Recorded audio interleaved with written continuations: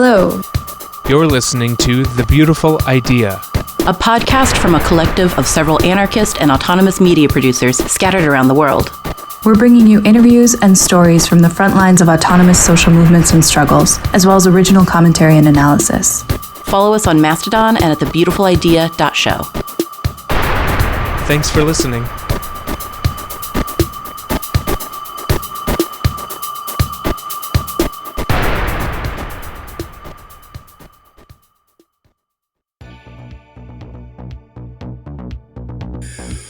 Welcome back to The Beautiful Idea. Today we are going to be sitting down with subMedia to talk about their upcoming documentary release, sort of the history of the project and the history of the collective, and maybe get into some of the discussions about the futures of anarchist media, which is a discussion I know that a lot of us have been having for quite some time, and I'd be very curious to hear your thoughts. So why don't we start off and just have you all introduce yourselves?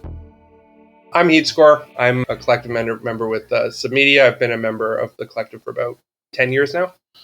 And I'm Nuke. I'm also a member of subMedia. I've been a member for just over 3 years now.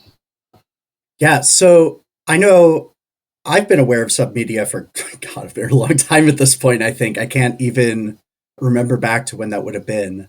It's been quite a while, but maybe could you all run through some of the history of the project? I mean, I know it's gone on for over a decade, obviously. Y'all have put out hundreds of hours of video over that period of time.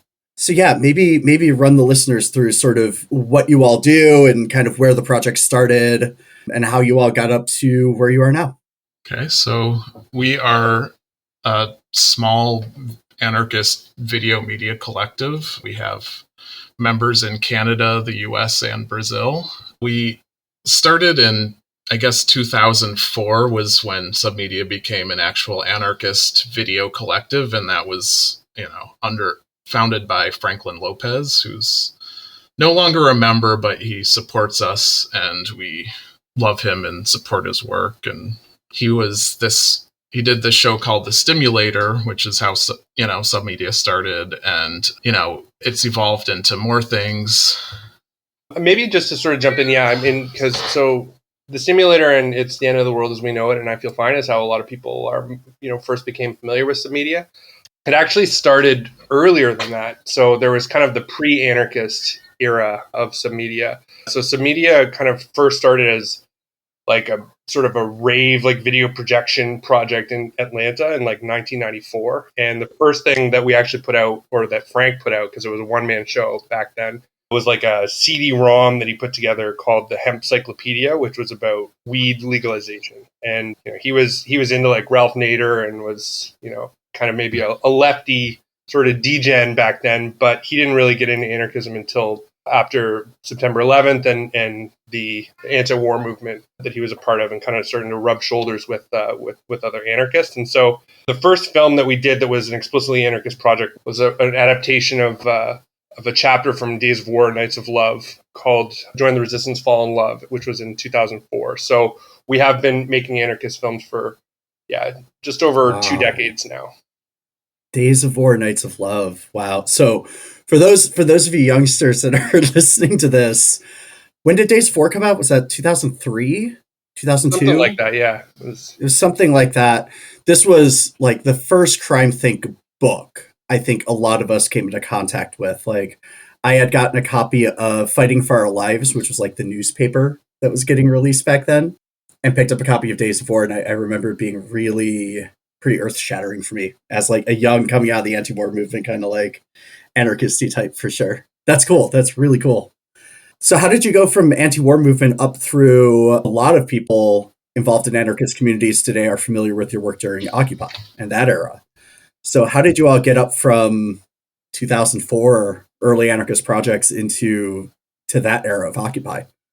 Yeah, so I mean, Frank moved from Atlanta to Vancouver in somewhere in the aughts. And then he got involved with some of the organizing around the Olympics. And this is kind of the period of time when It's the End of the World as We Know It, and I Feel Fine kicked off, which I don't know, Nuke, if you want to kind of maybe explain that show and what it was.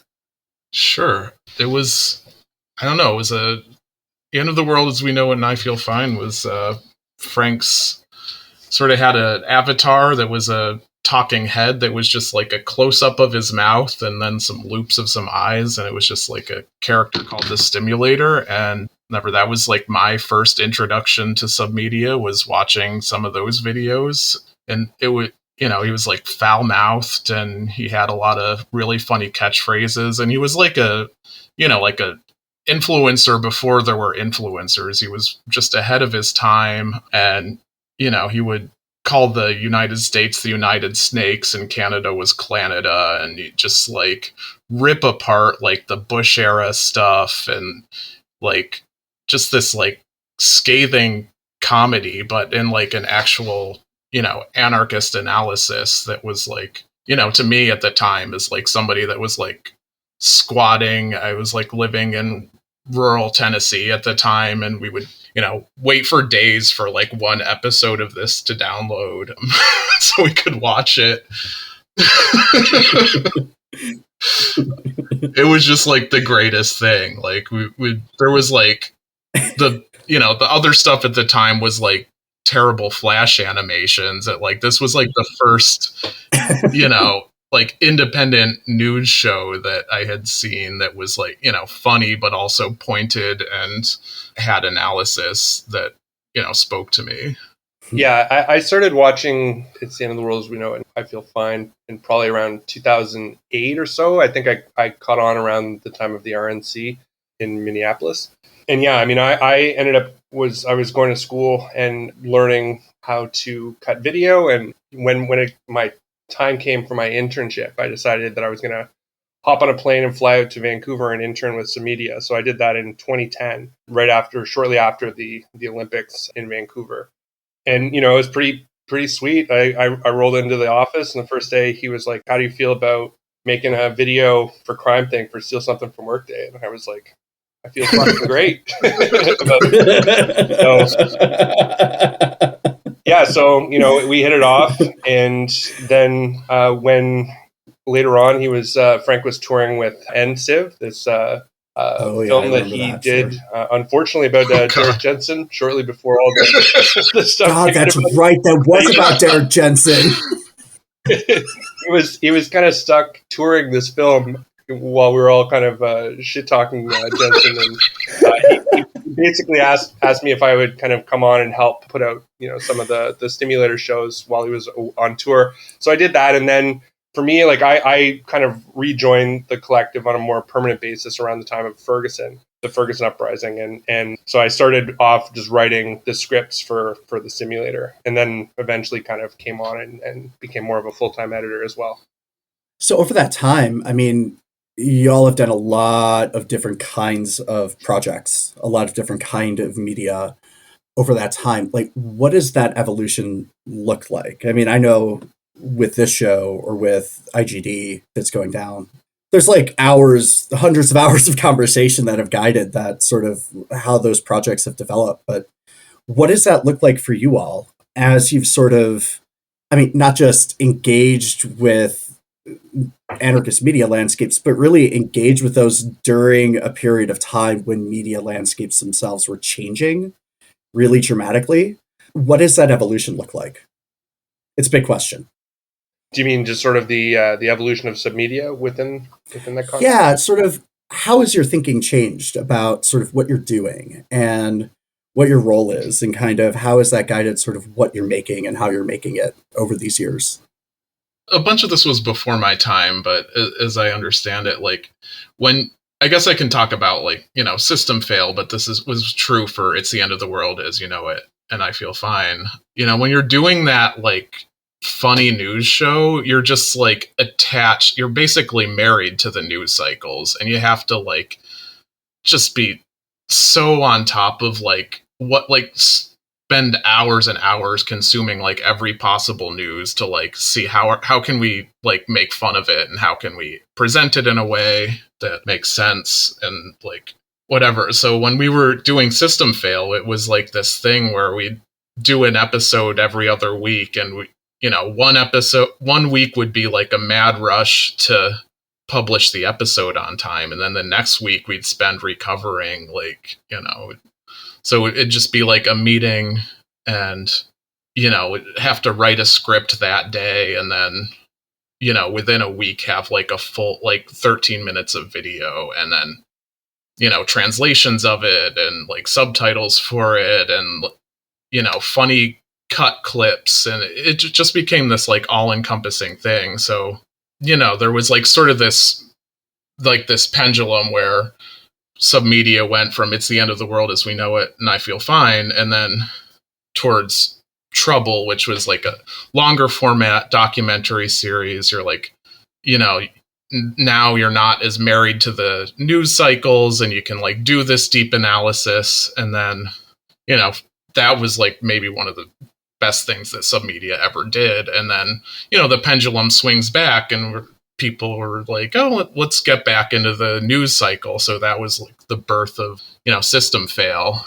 But, we kind of like, because of the video media format, we kind of have to have one project and stick with it. And we can do like sort of one-offs every so often, or like we try to keep ourselves agile. If there is like an event, like we could, make a one-off video of it. Like when Luigi Mangione shot that, like, CEO, we were just kicking ourselves, like sending memes back and forth to each other, like, God damn, I wish we were, look, imagine all the things we could do with this.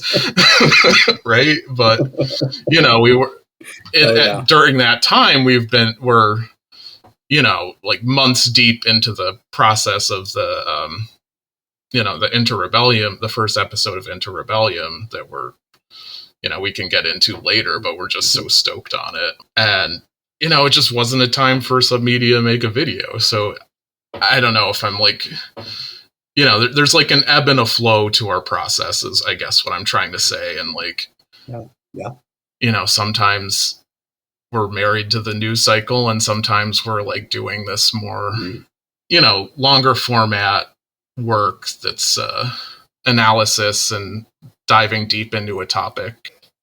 Yeah, I mean, I just add to that maybe is, we do meet very regularly. Like we have weekly meetings, and then once a year we kind of have like bigger visioning sessions where we kind of do talk about these sort of bigger picture things about, trends that we see in media. And that's kind of when we come up with like, make our decisions about, we want to start something new, or we think that this is going to maybe catch on. And so maybe we could start a new concept for a series around this, or what have you.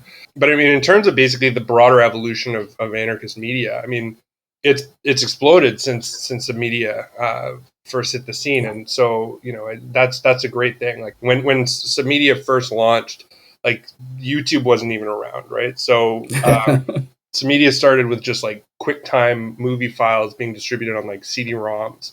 And then, when archive.org, when Frank found archive.org, like that was a big thing, right? Because we could actually like host our videos online and not have to worry about paying for the bandwidth every time somebody watched it. So yeah, I mean, like there's been a whole bunch of technological advances. Obviously, the explosion of like smartphones and and social media platforms like prioritizing video content has kind of led to a general increase in video content and people being able to produce their own media, which thankfully has produced like a shit ton of like awesome media projects by anarchists, and whether that's like YouTube channels or podcasts or just more kind of news and analysis websites like IGD.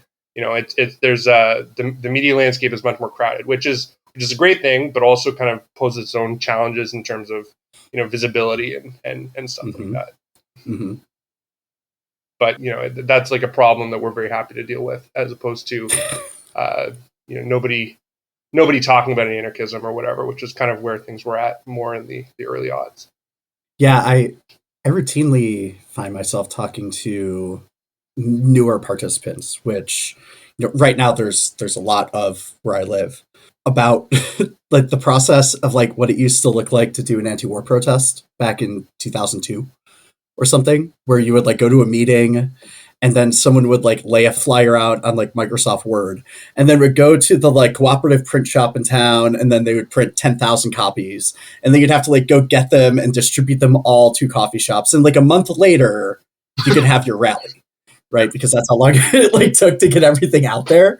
And how we used to make that flyer, you probably went. Yeah. Oh, right. Well, no, absolutely. Right.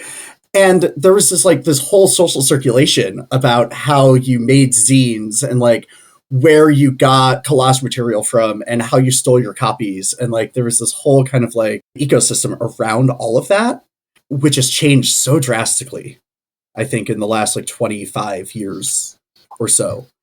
And I know one of the questions, when have you raised this? And I'm curious what you're thinking about this is now, but I know something we talk about as a collective often is this kind of shift back and forth between a necessity to focus on a news cycle, right? That sometimes, say, a year and a half ago, it felt a little bit like we could back off a bit from the news cycle and sort of focus on bigger questions for a little while, right? Now it feels very much like there's this really dramatic pull back into the news cycle, right? For, I think, pretty obvious reasons.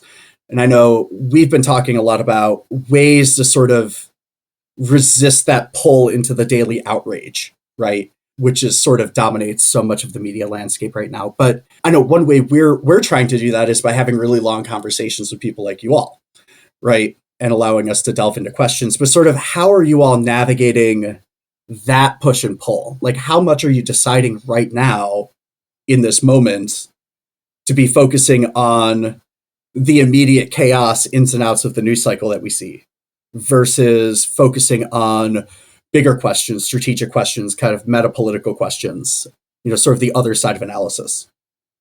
Yeah, I mean, so that is a good question. And it is something that we have, that has, as Nuke mentioned earlier, it has really defined our kind of, our output is this sort of ebb and flow. And so, I mean, and Trump is a big magnet for kind of this desire, and he sort of really revels in this sort of perpetual chaos and the constant news cycle and the sort of the waves of outrage.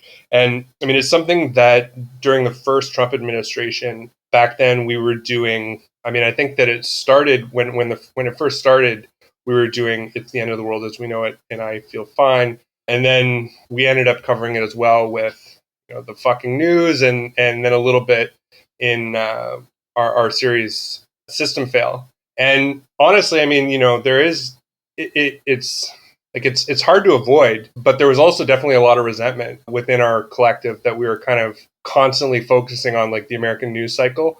And it is something that we've kind of been very intentional about, sort of recalibrating our focus towards other struggles like internationally. And I mean, since we've definitely had a lot to say about like the incoming Trump administration. We almost did a video on it, and then Assad fell, and so we made the choice to cover and do a video on Syria instead, because we feel that that's kind of been something that a lot of anarchists have more or less been sleeping on, given its kind of significance in terms of geopolitics, the Syrian revolution. I mean, yeah, definitely. So I don't know. We haven't actually really weighed in too much on Trump 2.0. Obviously, we have our thoughts on it, but right now we are on this sort of path that we've kind of chosen, and it could just be because of we don't currently have a show that is wedded to the news cycle. I think if we did, it would be very difficult for us to avoid making fun of Elon Musk and cutting up these Trump speeches. I mean, and yeah, I mean, I'm sure like we would enjoy doing that. I mean, it is fun to do, but at the same time, you kind of realize that this is sort of part of Trump's strategy for sort of keeping people kind of off balance and not being able to kind of really build anything because they're always reacting. So I don't know. We'll get into InterRebellium, and I think that there's going to be maybe part of the conversations more specifically focused on that. But we are really kind of looking at what are some of the lessons that I think that people can be learning about how to build up their capacity for kind of the dangerous period that we're entering into, right? And for us, I mean, there have been there's a lot of else going on around the world that I think people in the U.S. and around the world who are focused on Trump should also be kind of paying attention to this stuff and learning lessons and trying to get ready to actually sort of build something in opposition as opposed to just sort of reacting to things as they kind of play out. Yeah, why don't we shift over? All of this documentary series coming out. Do I want to just dive right on in? Just tell us what it's about, sort of when it's debuting and everything, and kind of what kind of arc are you all exploring in this? Sure, yeah. So I mean, I think as we've kind of talked about this sort of back and forth, I mean, when we ended Trouble, we did so in large part because in the beginning in the 2018 and then all throughout 2019, it seemed like there was a global revolution that was sort of kicking off, right? There was massive uprisings in France, in Hong Kong, in Chile, in Lebanon, in Iraq, like all over the world, things were sort of kicking off at a pace that we felt really hadn't occurred since 1968. And really kind of that basically made us decide, okay, we need to get off of this kind of long format analysis arc that we're on with Trouble. And we need to get back into actually sort of covering the news and being able to give our 2 cents on these uprisings that are kind of breaking out everywhere. And by the time we actually got our the system fail concept kind of figured out, and we're ready to start putting stuff out, that like COVID had hit, and kind of it sort of put the kibosh on things. And so we basically launched System Fail around the time of the George Floyd uprising. And and there was definitely other things going on over the subsequent years, but we felt as though this period of time where there was this rapid concurrence of these different uprisings, and you could turn on the news and there'd be news reports from like 4 different uprisings that were like the largest uprisings that had happened in these countries in the past 50 years or so, all happening at the same time. And yeah, we just feel as though basically because the world got swallowed up into COVID and everything sort of changed after that, there wasn't really enough reflection given to this period of time and all of the important lessons that were learned. And so our new series, InterRebellium, is an attempt to actually learn and sort of catalog some of these hard-fought and hard-won lessons that different participants in these uprisings have, and to sort of try to stoke the flames of kind of like internationalism and figure out like how we can build on these lessons and kind of surpass the limitations that these previous wave of uprisings experienced.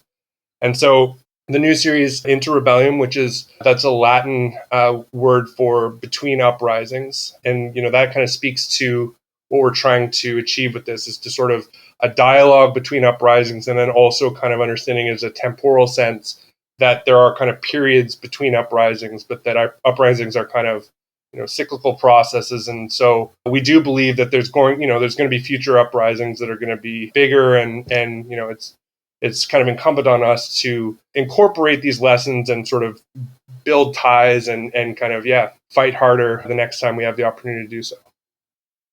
The Beautiful Idea is a proud member of the Channel Zero Anarchist podcast network. Here's a taste of another project on CZN.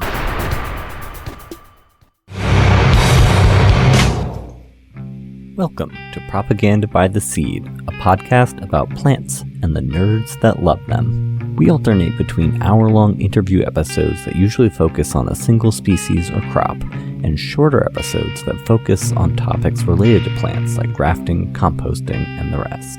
You can find Propaganda by the Seed on the Channel Zero network of anarchist podcasts at propagandabytheseed.com or most podcast platforms.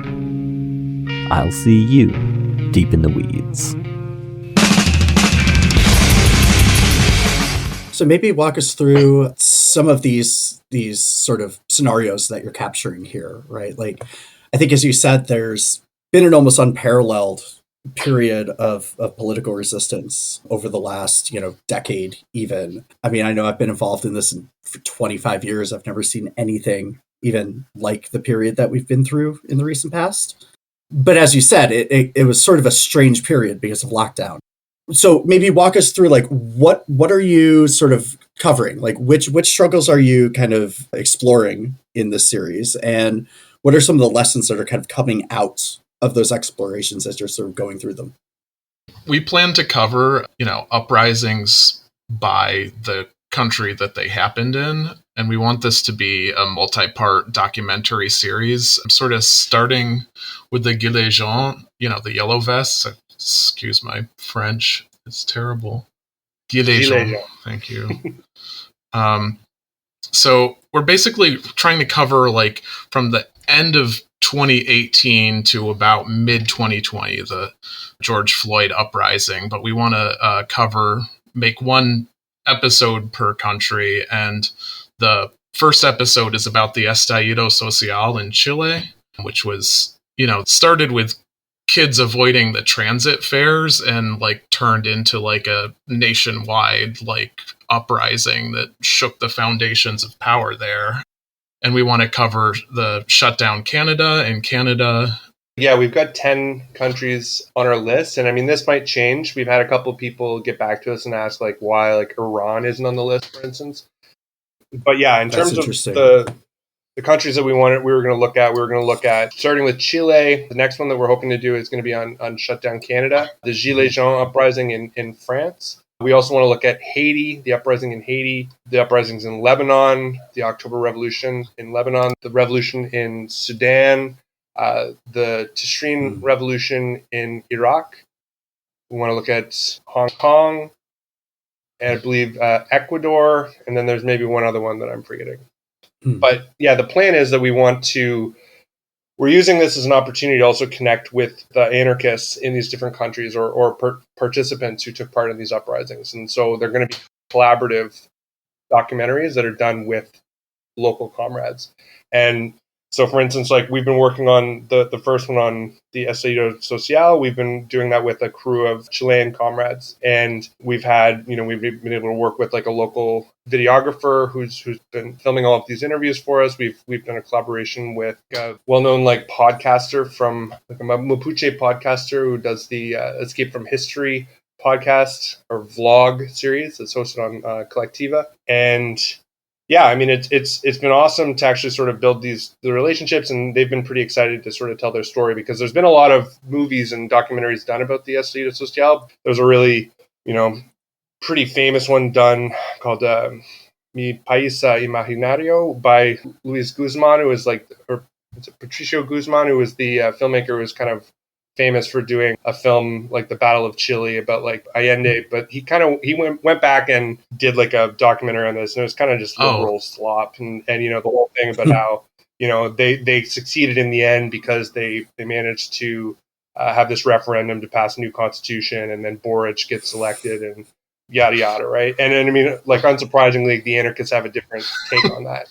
And, yeah. So I think there one of the big lessons is just how much the state will contort itself in order to recuperate any serious threat to its rule. I think that in other uprisings there'll be different lessons that are kind of the primary tactical and strategic lessons to take away, but we do hope to draw what we can from them and to sort of give space to local participants to kind of tell their story.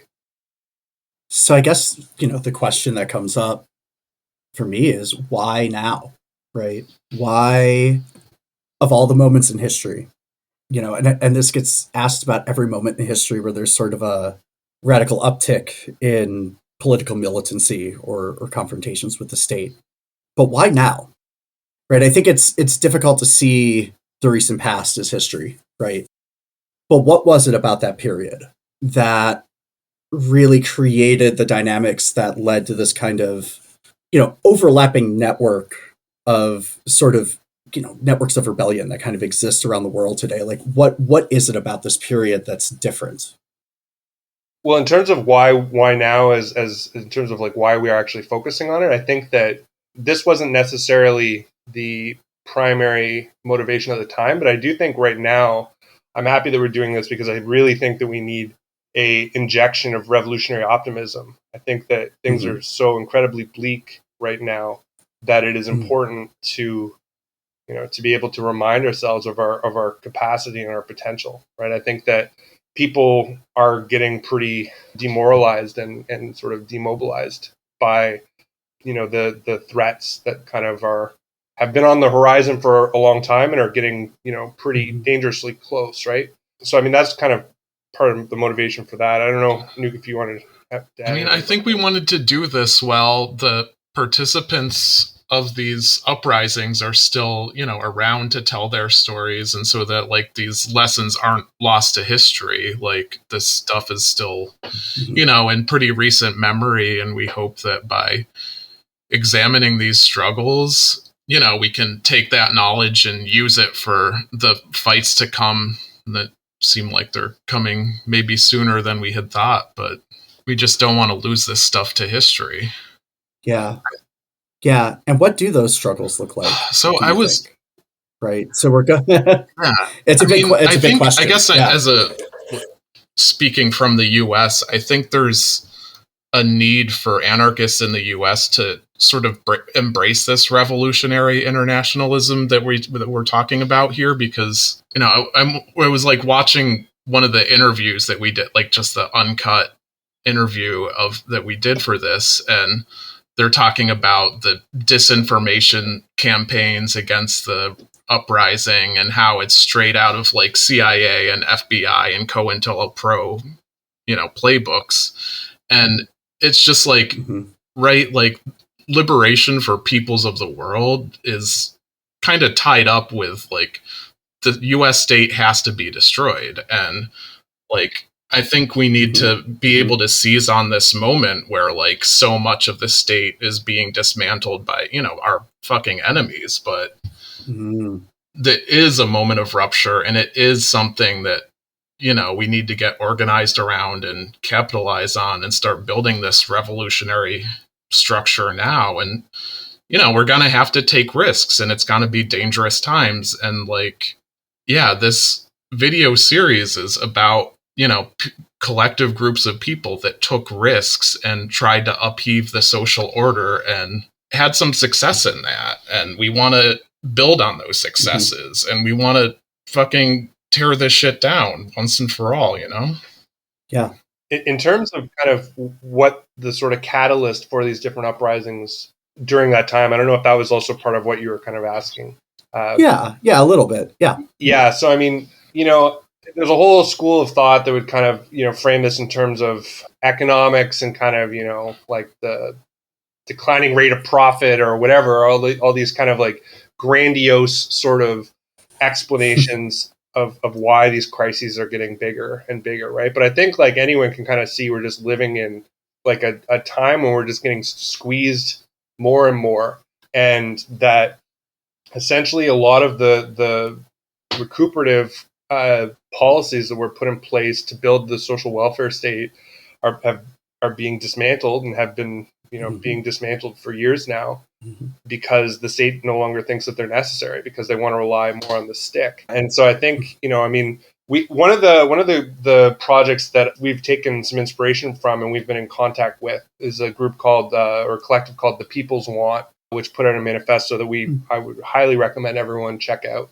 And they have a longer window in theirs. They look back to the period starting with the uprising in Argentina in 2001. And then they also kind of, in this bigger picture, they also incorporate the Arab Spring, right? But I mean, I do think that you can sort of look at this period beginning with the late anti-globalization movement. And, you could go earlier, include the Zapatistas, the Caracazo riots in Venezuela in the 80s even, right? But we are just in a period where like the contradictions of capitalism are getting very extreme. And then on top of that, you have the effects of climate change causing, drought and collapse of like food security in places, and so, yeah, I mean, we're going to be entering a period of increased strife. And there's not many military and security planners that would tell you differently, right? Or the people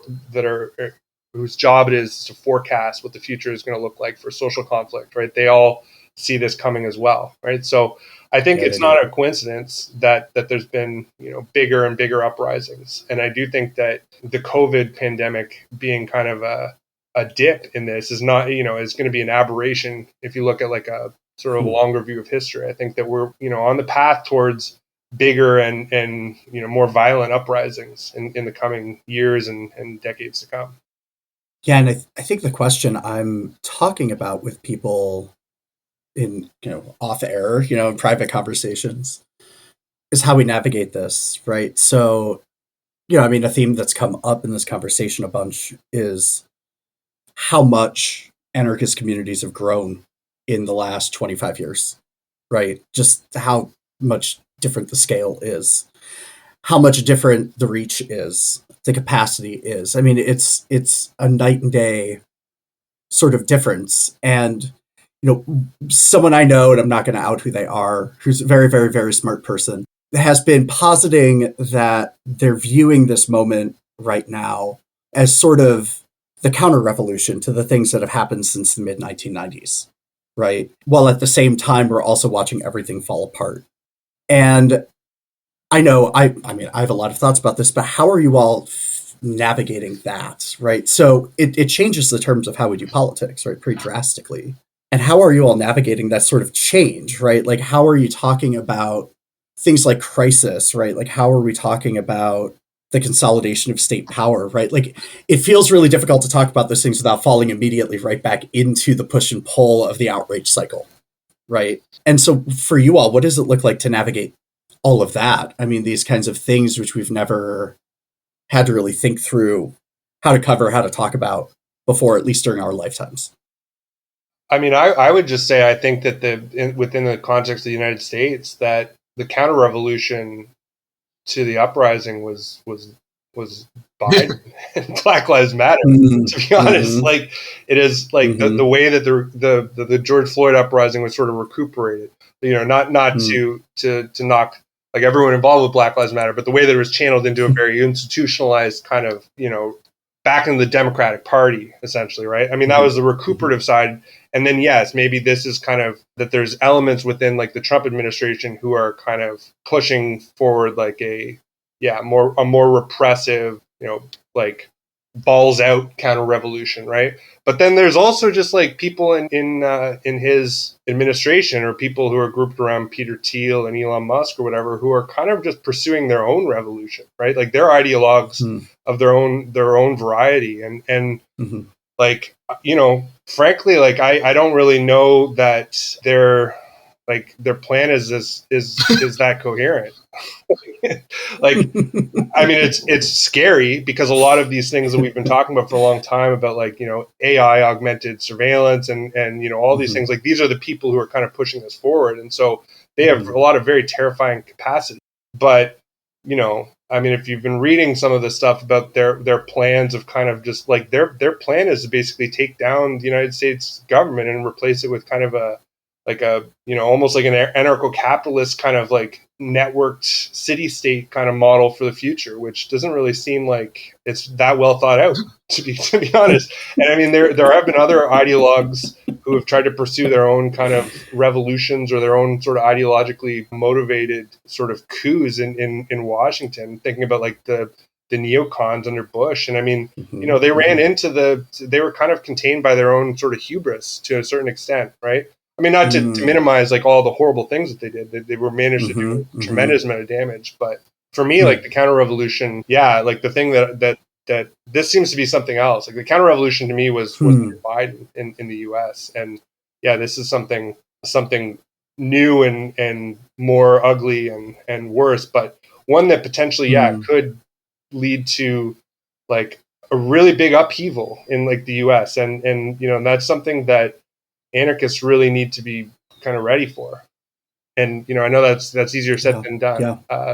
But I do think that when the chips are kind of on the table, that people have the capacity to kind of resist in a way that it is people here are not really used to. And I'm speaking from so-called Canada, and we're a pretty docile and pacified country up here as well, right? But there's going to be a lot of strife, and I don't think that the outcome is as certain as some of these more ideologically minded reactionaries think that it's going to be. Yeah. Well, and we always close on a sunny note on this show. Let's close with the question that I think that this leads to, right? Which is, there's always kind of a tension in anarchist media projects. It's one that I think all of us that work on them feel, which is that on one hand, we are trying to have the broadest sort of reach that we possibly can. On the other hand, we all recognize that if we're effective at doing that, then that creates danger for us, right? Creates danger for us in our projects. It creates danger for any anarchist project to be successful. Going forward, in this period where the state is overtly adversarial, right? Is not even pretending to exist in this sort of space of dialogue and compromise, but is entirely adversarial. How do anarchist projects start to navigate those complications, right? Being able to stay mobile and flexible while still being able to sort of increase reach in a way which is safe and sustainable and aware of the conditions that we're going into. In other words, how do we start to think about building anarchist media projects for the time that is coming, that is already here in many ways, but that is definitely very much on its way? Well, I think our reaction to that, in terms of submedia, we're kind of not interested in compromising with our enemies, and we're interested in being adversarial. Like we've gone through do we make some stuff that's toned down without cop cars on fire so that we can get funding or whatever? And it's no, we're going to always have the cop cars on fire. We love those. That's kind of our shtick, and we're not going to compromise on that. But those concerns sort of led to the founding. Submedia is a co-founder of Collectiva, which is on the Fediverse. It's a Mastodon instance, which is sort of like a decentralized version of Twitter, but then quietly Collectiva.media, which is a PeerTube instance where we host all our videos, is a place we host all our videos. That is, other anarchist projects. Anti-Media co-founded it with us, and they're an anarchist video media project in Brazil, and they're rad as fuck. It's on anarchist servers maintained by anarchists, and other anarchist projects host videos there, and it's sort of quietly become quite the library of video media content from a lot of different people. The Escupamos de la Historia, one of the people that we worked on the InterRebellium series, is on there. There's just terabytes of video on there, and you could just go there and find something new to watch. It's like an anarchist YouTube. So yeah, we need to build our own networks of distribution, is what I'm trying to say. And we can't be at the whim of these tech bros that are trying to destroy the government right now. We're already banned from Twitter, and right, good riddance. And we're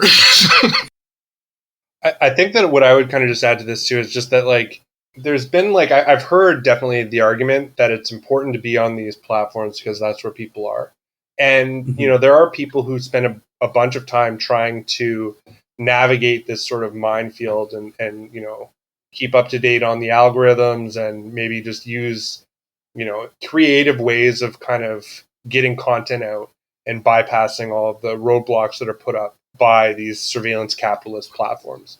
But I mean, I also just kind of think that the reality is that we're not going to win over everyone just through media online. And I think that we all really do underestimate how much we are kind of trapped in our different sort of content bubbles, right? I think that the way that social media has developed has been towards just sort of reinforcing these different sort of bubbles that we exist in, and kind of disseminating content that they know people are already going to watch, and that's going to keep them on their platforms, right? So, submedia's views have gone down considerably over the years on these platforms.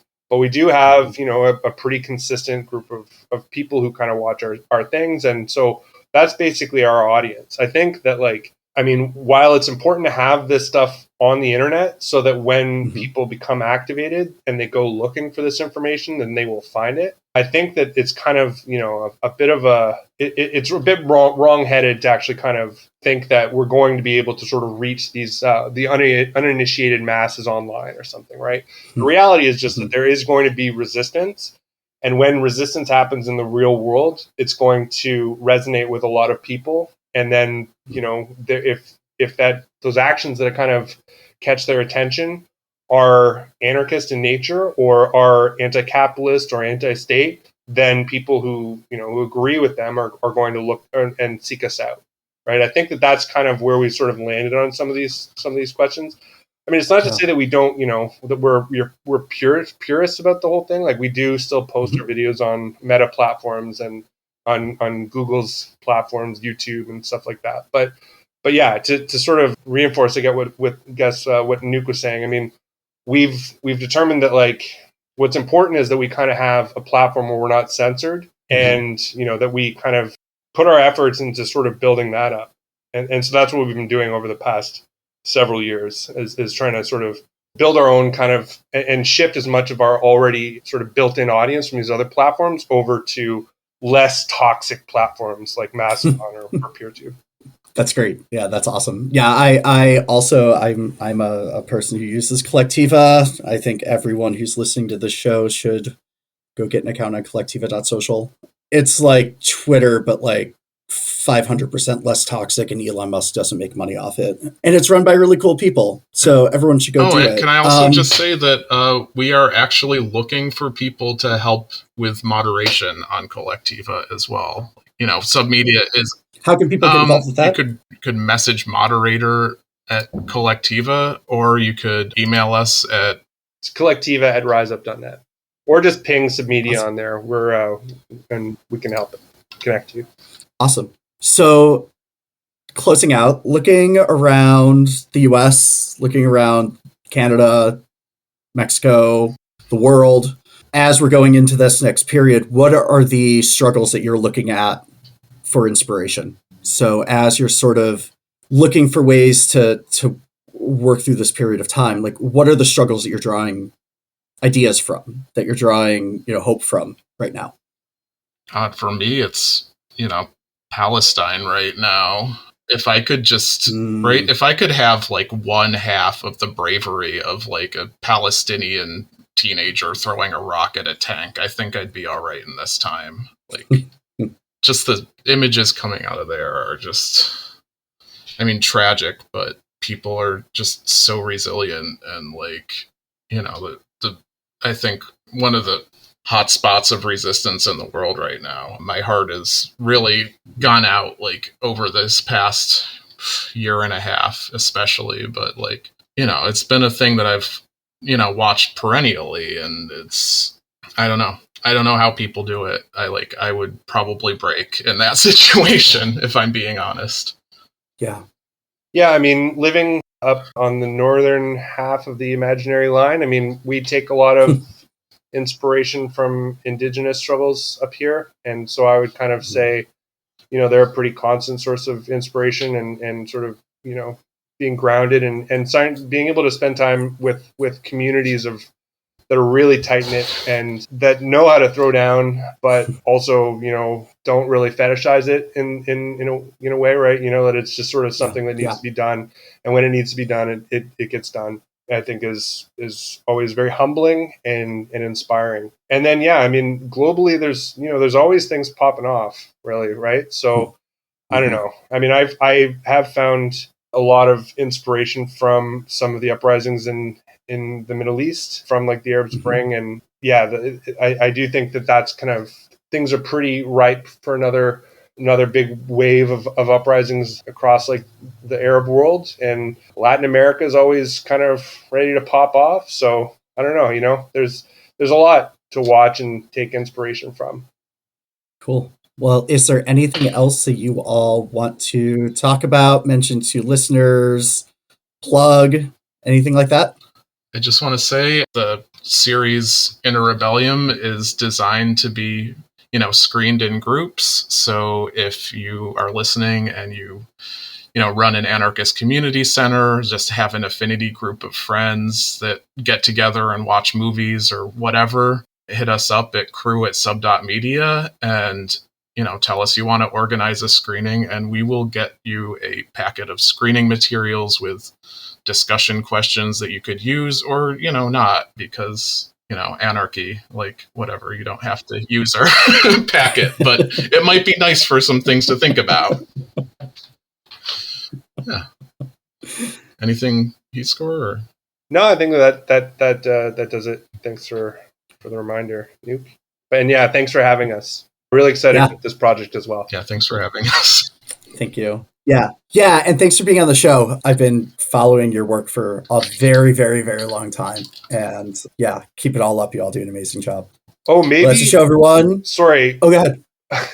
One thing, actually, I guess maybe if you want to put this and edit this back in there, is that the other thing I will just point out is that we've been doing a multi-part series with Peter Gelderloos about climate change and how we need to kind of reorient our thinking on that. So that series is called It's Revolution or Death, and we've put out 2 of those, and our plan is to release the third one. We're gonna work on it once we're done with the first InterRebellium series. So I would expect it sometime in May, and we're hoping with that one as well that by the end of it, the 3 of them will work pretty well as like a screening and discussion package as well. That's awesome. Well, thanks for being on the show, and thanks for everyone for listening. We'll be back soon. Talk to y'all later.